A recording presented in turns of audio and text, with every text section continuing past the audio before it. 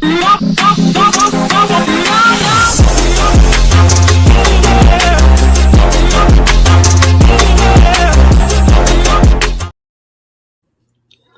everybody. Welcome to Five Count. I'm John Edwards, aka Fat Sundin, along with Big George, and we're back in your lives today on a Tuesday night.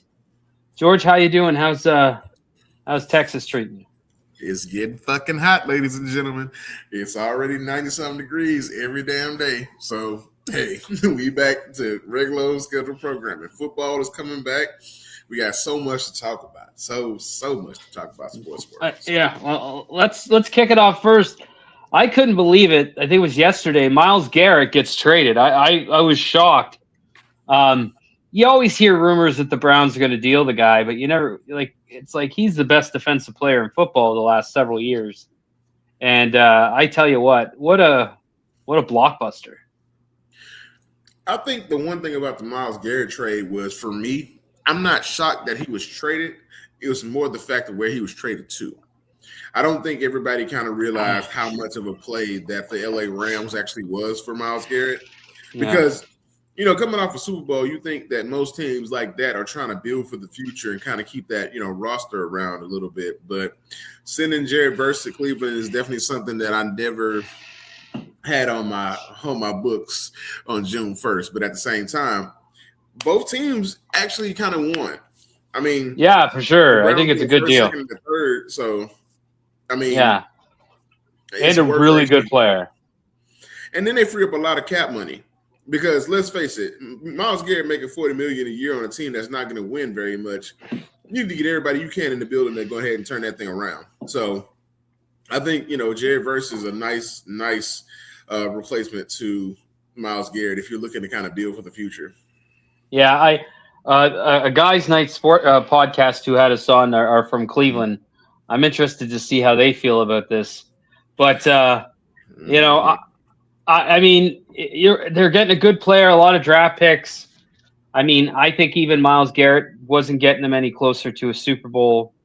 But I will say this, speaking of the Browns, and I'm going to continue to beat this drum, is they got to have Shedeur Sanders as their starter. I mean, I think it came out the other day, he's like number one in licensing money in the NFL.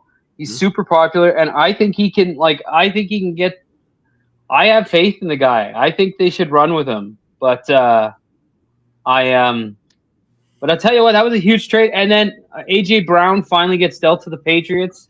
Yes. That was something that – me personally, I didn't – honestly, I knew A.J. Brown was kind of out, but I don't know how much I believe the idea of the Patriots. Because, as much as they needed a wide receiver, I do think the fact that A.J. Brown coming up and not necessarily being happy in Philly was not something that people were 100% oblivious to. But I just feel like there's a lot of he's going to the Patriots or he's going to this team, and everybody kind of sure-shotted it. But it was definitely something like the writing was on the wall with A.J. Brown. And, he fits that scheme really well. I mean, Mike Vrabel's there. He loves Mike Vrabel, from his time in Tennessee. So I'm sure that, going forward, they'll have a lot of good, plays drawn up for him. And he fits that style of offense a little bit more. In the Philadelphia Eagles offense, he was more of a number one, this side of the field is kind of yours kind of guy. But, in Tennessee, you got to remember, he did play with Derrick Henry. So it was kind of like, we're going to throw you the ball as much as we can throw you the ball, but we're still going to have this workhorse. So him being that number one receiver there was kind of like the thing I think he wants the most. So he kind of goes back to not necessarily that type of offense with Mike Vrabel because, Mike Vrabel has a slew of running backs that he's going to give the ball to. And he's going to find, the best play downfield to work. Last year, I think the Patriots had one of the number one or number two teams as far as air offense. So at the end of the day, you got somebody like Drake May who's going to let it fly. So hey, I think he'll fit this particular mode a little bit better than he has the last few years in Philly. He won a championship in Philly, so it's not saying it didn't work, but it definitely worked. there's a lot of things that kind of go on behind the scenes that we all don't know that, kind of make it a little bit of a crapshoot. So I'm glad that he was able to kind of get to a team that he's, more comfortable with. He even made some comments about how him and Jalen Hurts' relationship made, national news for some reason. And I kind of get it. You guys are 1 and 2 in that offense at some point, and then Saquon is involved, and it kind of not necessarily throws it a little bit, but it kind of makes it a little bit different as far as how y'all's connection actually goes. And then, of course, in my eyes, if I'm just talking from a fan perspective, I felt like Philly's offense became predictable to an extent. There was a guy who was on TikTok who had a whole little thing. First down, Saquon run. AJ Brown deep ball. And that was they did that a lot. And it was just like, so now that you've kind of gotten to where we're going to have a different look as far as what the Philadelphia Eagles look like offensively, with Mekhi Lemon as a wide receiver there. You got Devontae Smith, who's a Heisman Trophy winning, Super Bowl winning, wide receiver. So it's not like they're, lacking of talent. It's just that, it's a little bit different without that number one central receiver. I think I have a couple buddies who are Eagles fans, and they said that it was just the same kind of offense, kind of similar to what the Chiefs ran into too. It's kind of the same kind of thing. But also, the Giants weren't to be outdone. The Giants brought back signing Odell Beckham Jr., Juju Smith-Schuster, and Braxton Berrios. Mm-hmm. Yeah.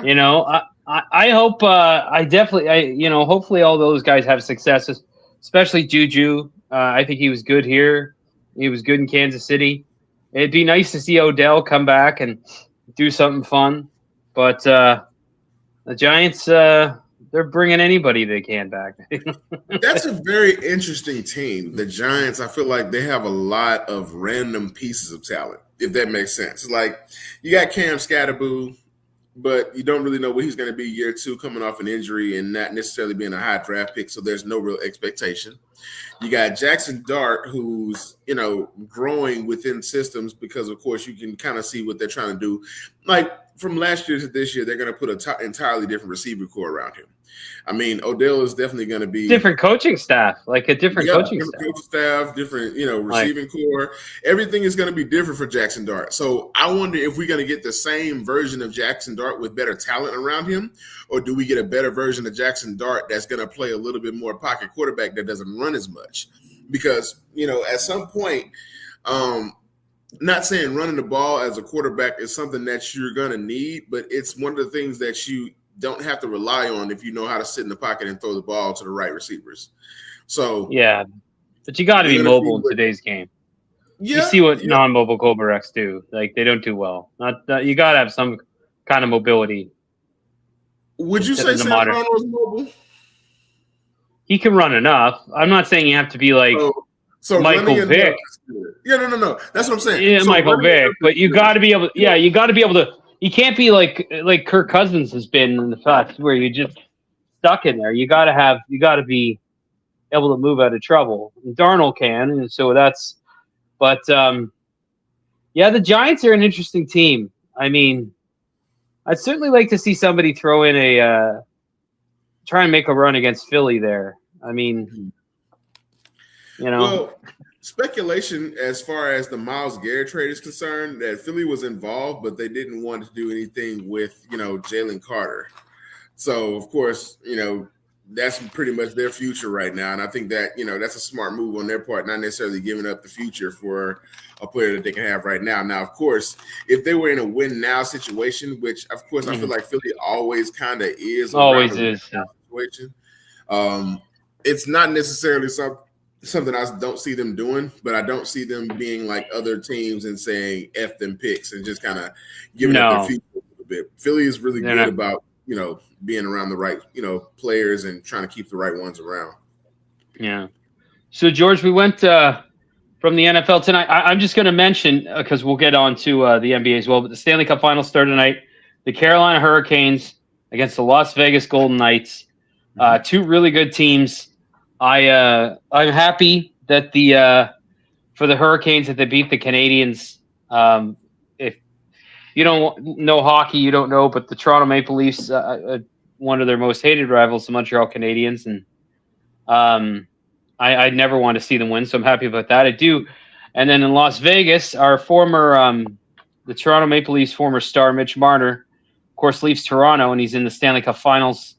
It was always going to happen because they were a way better team than we were, so I don't have any animosity towards the guy. He did what he did here, and now he's gone. I don't. But there are a lot of Leaf fans who do not want him to win. I prefer Carolina, I think, but it's going to be a good series. Both teams are really good. It's like, and the Stanley Cup playoffs is such a grind, like just because it's such a physical sport. Yeah. So it's it's probably the best hockey you're going to see. But listen, I'm a Maple Leaf fan, so I don't really care. I'm looking forward to the NHL draft. It's coming up later this month. We got the number 1 pick, and I would definitely. I'm definitely looking forward to that. So the NHL playoffs is coming down, but the NBA Finals, George, you're the basketball guy here. I mean, Wemby and the Spurs against the Knicks. The last time the Knicks were in the finals is they played the Spurs, who also had 2 generational big men, and now they have another one. Like, what the hell? It's like they're like the Pittsburgh Penguins of the NBA. Like, the Pittsburgh Penguins have drafted like they had Mary Lemieux, Jaromir Jagr, and great players, and now they drafted Sidney, just generational great players. The Spurs, my goodness, just draft generational great players. Yeah, they got a lot of good players on the Spurs if you haven't watched them. You got the starting 5, which I feel like is a solid starting 5 anywhere you go. From Steph, they're in the finals, so obviously. Julian Champagny, he's doing his thing. And then you got Wemby, then you got fucking De'Aaron Fox and, Devin Vassell. Like, these guys are really, really good together. Like, they play together very well. And I think I was telling you off camera, like, you were like, I think the experience of the Thunder was going to be something that kind of carried them. It almost did. But the thing about it was, I felt like there were some injuries. You had to call a spade a spade. They were a full-fledged team. But then again, when they had all their players, it didn't seem like there was much of a difference. Because that was game 1. Game 1 was like the best game that we got, in that series. Because, of course, those double overtimes, those, pull-up threes from the logo from Wemby, blocking everything that you can actually come into. He had like 20-something blocks. 24 rebounds that night in game 1. So it's like, how do you keep playing against a guy like that and keep, holding them down? It was almost overwhelming because they started to kind of lose pieces. They lost fight in their power forward and center position. I feel like, game 5 and game 6 and game 7, you kind of seen the real Chet Holmgren come out against Wemby. And I don't want to say that's the real Chet Holmgren, but he came very short. Wemby looked amazing against those guys. And I think the one thing about this is now that they go play New York, New York's been resting. New York swept a couple teams. New York's doing a lot of good things, really, really good. And I think that this is a very interesting series because, of course, you could easily be like, they have a 7'4" monster on the side of the court that's going to be the reason why we don't win. No, New York is a shooting team. They're firing on all cylinders. So I think the one thing about this is you got to look out for Brunson, look out for Anunoby on the perimeter. Josh Hart is going to be a wild card like he always is. He's going to just do what he has to do to play high-level basketball. So I'm looking forward to it. My biggest thing is I want to see Wemby versus Cat.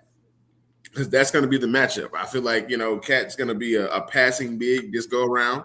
So there's going to be a lot more assists his way because who wants to go up against a 7'4" wall? Nobody does. Yeah. So that's just what we have to kind of do. I got to say, I think I'm kind of pulling for the Knicks because they haven't won since '73, and I can relate to that. And they've been through the Knicks fans been through a lot of shit. All sorts.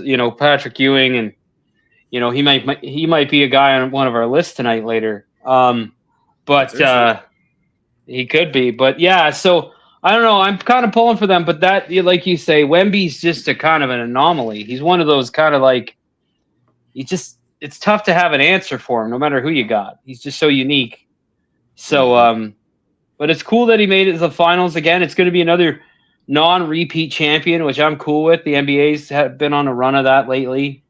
No, there has been a repeat champion since like the Warriors, and so that, that's awesome. I mean, so it should be a good series. George, we're gonna, it should be a good one. But George, we're going to talk a bit about, we got the Kansas City Chiefs news. Everyone knows we're big Chiefs fans. Rashee Rice had some surgery. I think he served 30 days in jail. So he's hopefully going to be ready for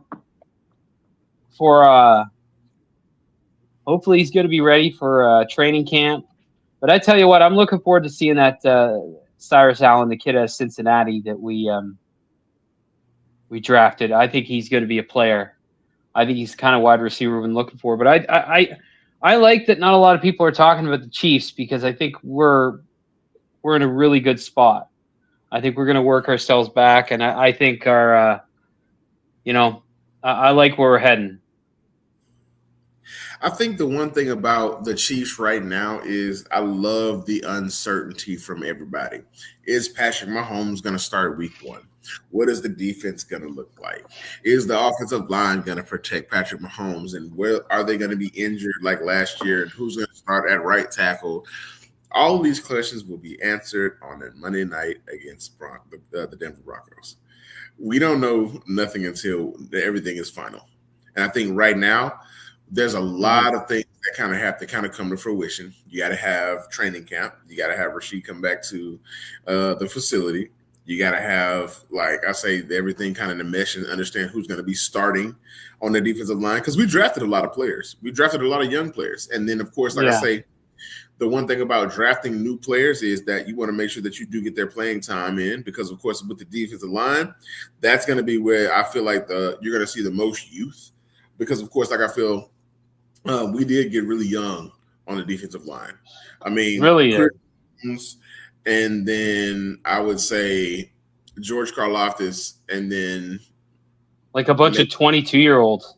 Everybody's like 22, 24, 26. I feel like not even 20. FAU probably the oldest young guy that we have. And I think he might be 27, maybe 26, 27. So I think that's, still showing that he has a lot of tread left on the tires. I mean, people really don't understand exactly what we have until they see, what week 1 looks like. I feel like preseason is going to be a good trial period to kind of, get certain things out there and see how things move. I can only imagine if Patrick Mahomes walks on the field for a preseason game this year. I wouldn't imagine he does. I don't know if he'll be there. Yeah. I don't know if that's something that they want to risk as far as that, getting him, getting up to speed like that. I think we'll see more of Justin Fields in the preseason, as well as which is exciting too. I'm looking forward to seeing what he can do in this offense a little bit. I would like to get a look at Kenneth Walker in our offense. I want to see what he looks like with his style. Funny enough, he reminds me a lot of another Michigan State guy, which we tried before, Mr. Le'Veon Bell. And I think the one thing about Le'Veon Bell is that his style of play was very unique to how people would actually defend him. If you remember anything about Le'Veon Bell, he had the most patient steps out of the backfield. You could almost walk back there and hand him the ball, have a conversation with him, and then he'll take off running, because he was bloody that annoying. And, of course, like I say, that was one of the wildest things that I've ever seen in my life as far as a consistent running back that was always going to be able to just like get free and get open and find the open space. And Kenneth Walker reminds me a lot of that. That is something that he has as well. I've watched a lot of his highlights and even watched a lot of his highlights during the playoff run, which I think that's the most important, because during the playoff run, they played a lot of good defensive teams that we really didn't think about, the Seahawks could beat them. He brought a level of dynamic to their offense that kind of gave them a two-dimensional running back who can catch the ball out of the backfield as well as run the ball from under center if you need to. So I'm ready for this team to kind of get on the field. I'm ready to see what Emmett Johnson does because, of course, like I say, if he's everything as advertised, like I say, he's not a take it to the house type of guy, but I think that he's going to grind you and grind you and grind you until you can't, missed tackles are a thing with him. And, breaking tackles are a thing with him as well. So I think that's one thing that we kind of had, didn't really have a whole lot of last year because, of course, like I say, the 3rd and 1 situations were terrible. The 4th and 1 situations were terrible because everybody kind of knew it was Kareem Hunt or bust. So I think that we're a little bit more versatile now. So I'm glad to see what the Chiefs are. So, yeah, absolutely, George. They're gunning for a Super Bowl, and that brings us to our top 5 tonight. We have the top 5 best players who never won a championship, and this is different because the first 4 are going to be representing all 4 major pro sports leagues. So the NBA, NFL, NHL, and the Major League Baseball. I'm going to pick baseball and hockey. George is going to do football and basketball, and then we're going to figure out who deserves to be for the 5th one. There's going to be a lot of discussion. So George, I'm going to kick it off here. I know you normally do, but with the my Major League Baseball, the best player to never win a championship is Ken Griffey Jr. He to me, he was the best player I've ever seen. Like he could do everything on a baseball field. He could hit for power, he could hit for average, he could run, he could steal, he could do everything. He was just a complete player. And he had some really good teams in Seattle. He just never was able to get it done. But when I think of the guys who are the best player,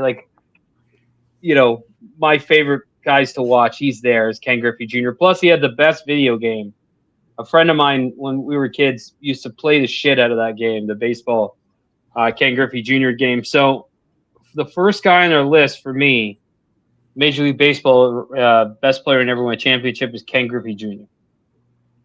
I'm not going to argue with that because Ken Griffey Jr. was one of those iconic baseball players that he transcended baseball in a weird way. And as far as popularity, as far as just the ability to watch, I mean, after Barry Bonds, I'm not going to lie, black people didn't have a lot. I'm not going to lie to you. But at the same time, Ken Griffey Jr. and his father and all the other baseball players that kind of came along who were very, very good, Ken Griffey Jr. kind of stood out, as just lights out, like early. Yeah. So I can't argue with that. I can't argue with that at all. All right. I think this is going to be pretty hard because if you're talking basketball, who's the greatest player to never win? I have 3. All right. But I have 3. And so these 2 are honorable mentions. My honorable mentions, Charles Barkley and Allen Iverson, are my honorable mentions. Well, actually, I have a 3rd honorable mention as well. He's still playing, but James Harden is one of the best players that never wins. Like, if you can take any team from oblivion with everybody on your team being 6'9" and under to a Western Conference final, you did a lot more than what people will give you credit for. James Harden had a stretch where he averaged 40, where he's won an MVP, things like that. Same thing with Charles. He's done a lot, averaged crazy amounts of rebounds from like a 6'4" height. And then if Allen Iverson dragged a team to a playoff and then ran it to Shaquille O'Neal and Kobe Bryant. Yeah, that was what else could you do? But there's one other player that actually makes this list. And of course, I feel like that, hey, you got to call a spade a spade. He currently has the 3rd most points in NBA history, Mr. Karl Malone. Because, of course, Karl Malone was one of those transitional power forwards who was really, really good. I just don't like his character as a person. I don't think that's what I'm talking about. But you have to call a spade a spade. Karl Malone was 36,000 points. I don't care what you say. Yeah, that points are great, but I don't think I'd put Karl Malone over Charles Barkley or the only reason you would do that is because of what? His MVP? No. Well, no, I think he had an MVP. I mean, I would put Iverson or Barkley over Karl Malone. I think Iverson was way more. He may not have had the points or anything, but I think he was way more influential and revolutionary than Karl Malone. Revolutionary. And I think, yeah, Charles Barkley being revolutionary is no, Allen Iverson. Sorry, I'm talking about Allen Iverson. Okay, but okay. I would put popularity. I would put either of those. I would put either of those players over him. Neither one of them have the resume. That's just the. They don't have the resume. He had a lot of points because he played a long time. That's great. I would not put him over. Nowhere. Hold on. What is a part of playing the game? Longevity. So if you can't play a long time, don't give me playing a long time. Because guess what? Playing a long time doesn't mean he was good for a long time. And this man was good for a long time. You can call it what you like, but at the end of the day, you like these guys because they're more popular. And that's literally the reason. I like them because I think they're better. I don't judge everything by points. I think they're better. Okay. Give me distinctively what makes Allen Iverson better than Karl Malone in history. I just think just who he was as a player. He was like I think he's way better. I not just the points. Like Malone had Stockton, and I get it, but like he had like nobody, and he dragged him there. I just think. What year you want to talk about Allen Iverson's career? Because the one team that we're kind of comparing him to, you're trying to take his Sixers years and kind of make that his entire career. You got to look at those Pistons years. You got to look at those years in Denver when he played with Carmelo. But I would what you like. The NBA. I would put him over. Is because you're only giving him that 1 year. That's 1 year that Allen Iverson was actually better. That's 1 year. I'd even put like Patrick Ewing. Like he's like. I'm just not. You can have him, but I'm not going to be cool with Karl Malone on here. I think there are better players than him. Name one. I just named two. No, I just named two. You gave me two arguments about Barkley. No, all you said is 36,000 points. I'm done. Barkley, I think, was a way better player, and Allen Iverson was a better player. All-star, an 11-time All-star, great, and like. How many time All-Stars? Paul George. How many time All-Stars he? See, I'm like, he ain't never been to the finals, and he went back to the finals with. Anyway, against the Bulls. You got with Stockton. Remember with Stockton. Name a player, hold on. Name a player that didn't have a player with him. Because Allen Iverson. So Dikembe Mutombo is nobody. Not like Stockton. Hold on. I asked you, was Dikembe Mutombo somebody? He was somebody. I like Dikembe. Exactly. But so listen, I'm going to argue Karl Malone. We'll leave him on the list, but I don't think he belongs there. But he belongs there. You got to respect him. Like I say, his character ain't what I'm defending here. we're gonna keep that as the highlighted part. But I don't think he deserves. I don't think he deserves to win the championship. But now we're gonna talk about character. See, like I said, we're not talking about a player. You're blurring lines here. It's sports and listen, I'll blur whatever line I want. Anyway, we'll get rid of get rid of Carl. Well, he's on the list, but NHL player, my favorite, the guy I'm picking is Jerome McGinley. Made it to the finals in 2004 with the Calgary Flames. Won a gold medal with Canada. Just a hard-nosed, tough, dirty tough, could do everything. They should have won in 2004. There was a controversial goal that should have been called a goal, but Jerome McGinley to me is one of my favorite players. He's how I like a hockey player. He's like, he could hit, he could fight, he could score, he could do it all. So for me, he's on the list as an NHL player. Now, George, we go to one that's probably could be very difficult. There are a number of contenders in the NFL, so let's see who you got. I think the easy ones that we can kind of knock out as far as some of the NFL players is like Anthony Munoz. He never won. I mean, that Bengals jersey has worn a lot. You got Dan Marino, who's a great pick, but I think we can kind of agree that there's a lot of players that kind of come to mind. So I think this is going to be a debate just like the NBA, because I feel like Barry Sanders could be here. I feel like Dan Marino can be here. I feel like O.J. Simpson can be here because we're just talking sports. Look, hey, you could be you can go wherever you want to go and act like these numbers don't exist. You can live with your asterisk. I'm going to tell you right now, tonight's that night. Tonight's that night. You said top 5 players who never won, and some of the best ones. Now, character. Like, hold on. Randy Moss. Randy Moss is literally there for me. I had to do my own research, and I feel like as far as ability amongst everybody, it's out of these two people is Barry Sanders and Randy Moss for me, because I feel like both of them have actually had almost no opportunity to really win it. And then, of course, Randy had that 1 year where he was on the Patriots and it looked ungodly. And it took a witch Steve doctor Spagnuolo. and Steve Spagnuolo and a little bit of Eli Manning's and magic, and boom, it ruined everybody's party. So I think that Randy Moss deserves to be here as one of the greatest players to never win it, simply because, of course, like he almost tasted the greatest victory of all. Like he almost went completely undefeated in an entire season and then won a Super Bowl. That was the only game he lost that season. So, yeah, Randy Moss. So we have a 5th one. You just mentioned Barry Sanders. Barkley or Iverson could be on that list. Barry Bonds. Yes. I mean, Barry Bonds is a real contender. In hockey, there's Joe Thornton. Ted Williams, the great Red Sox. He didn't win. I said Reggie Miller, Patrick Ewing.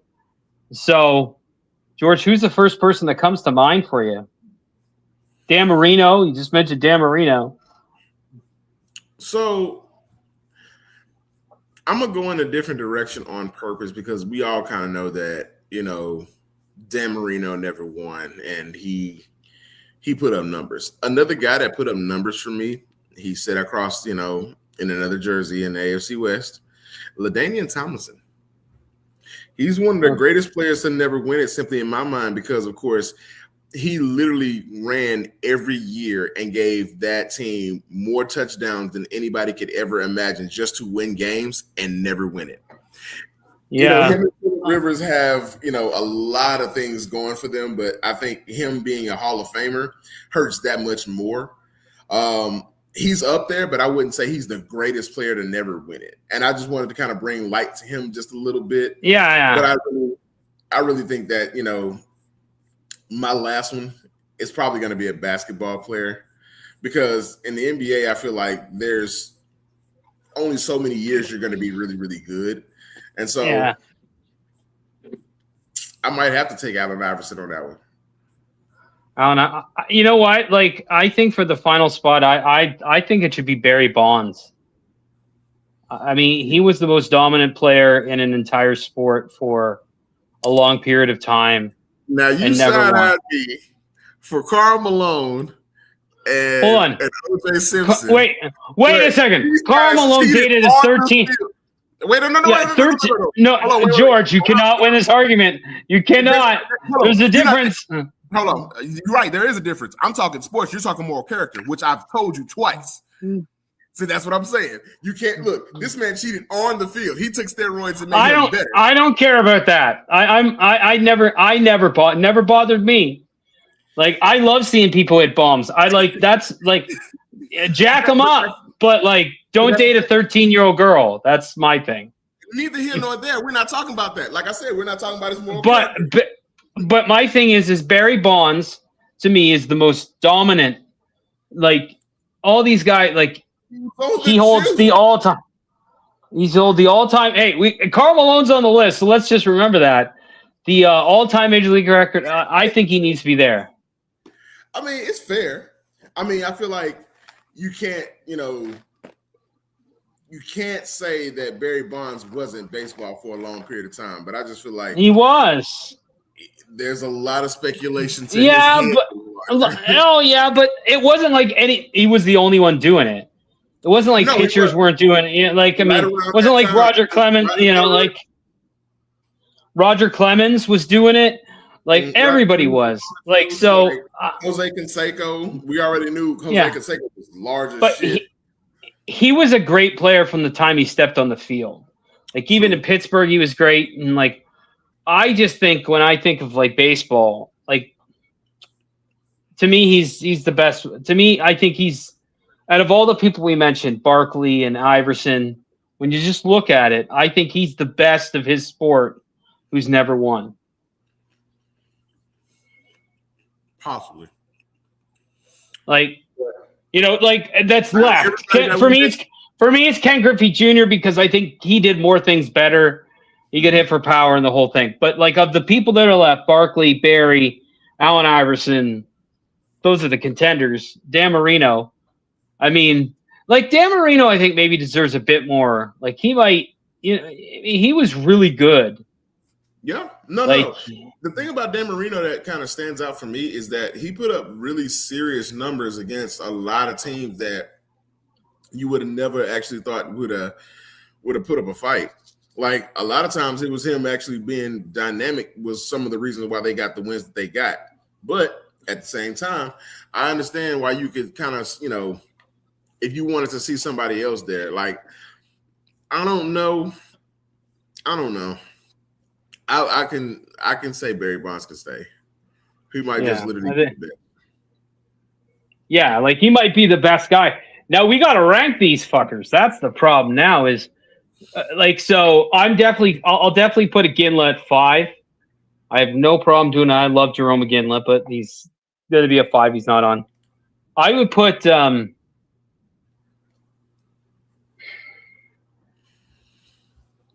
I'd put Malone. Put Malone at 4. Yeah, definitely Malone at 4. And then you got I mean, Bonds, Moss, and Griffey. Like, Bonds is probably the best when you think about it. I like Griffey better as a baseball player. I wanted to make sure he was on the list, but Griffey's fine for 3. Griffey at 3 because he didn't put up the numbers that Bonds put up. No. Randy Moss at 2 because he had a shot at winning it all, but he was the closest to never really win it. Like, I feel like Bonds made the World Series once. Yeah, no, that's the thing. Yeah. Bonds made the World Series once, but there's only so much you can do in the World Series, though, because that team across from you is not cool.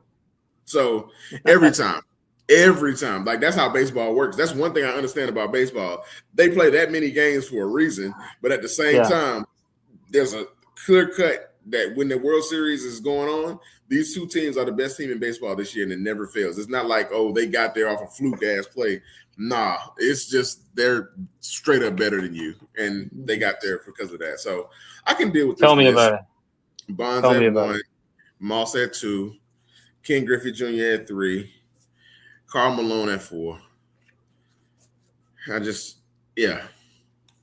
I can sit on that. Oh, wait. Since I'm picking the hockey guy, I got to change my mind. I'm sorry. I was thinking about it logically.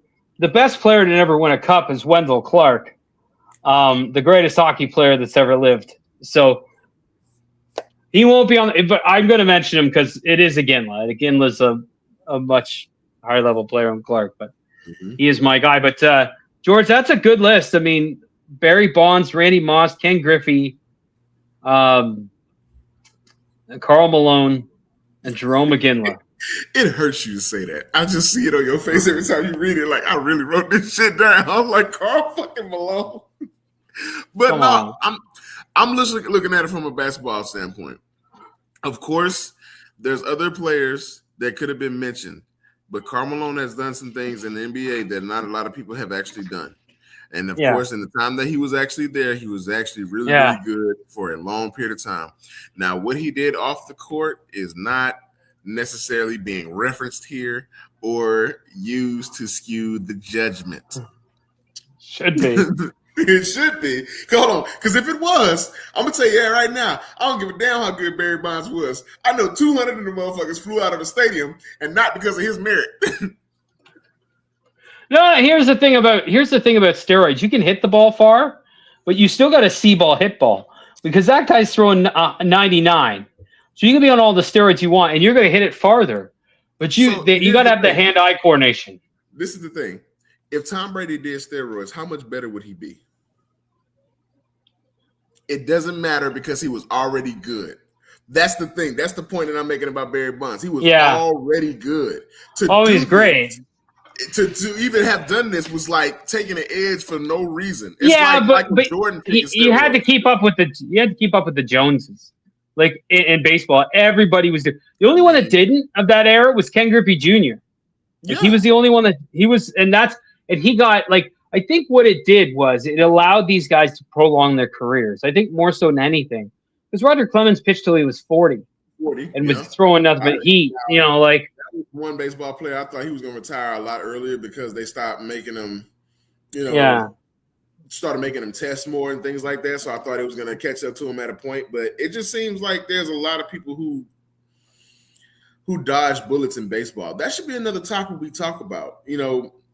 Some of these players in baseball and some of the top 5 scandals in baseball, because baseball be having a lot of things go on, like the pine tar. And then, of course, like I remember that was a big old thing when they started changing bats and things like that. So, of course, they try to bend the rules. They try to make it to where certain players can't do certain things. But I also understand that baseball is a sport that you can't really cheating is not something that you're going to easily get away with. It's going to be, they're going to critique you from start to finish of every game, and they're going to look at you. Like, if the refs in baseball were the refs in the NBA, I don't know how many fouls would be called, but then again, I'm pretty sure they would follow the game by the book. I have, that'd be a good one about the scandals. We could put the Astros on there. Absolutely. Look, even though I love fan, I'm just like, if I'm running around with my jersey like such to not touch my chest all of a sudden, and I'm changing signals that, we got to talk about that, Jack. But another subject for another day. Yeah. Anyway, that was a great list, George, and a great show. And but I think we're going to get out of here. Absolutely, man. We got some bills to pay, as they always. Yeah. But anyway, thank you very much for joining us, and we'll see you soon. Peace.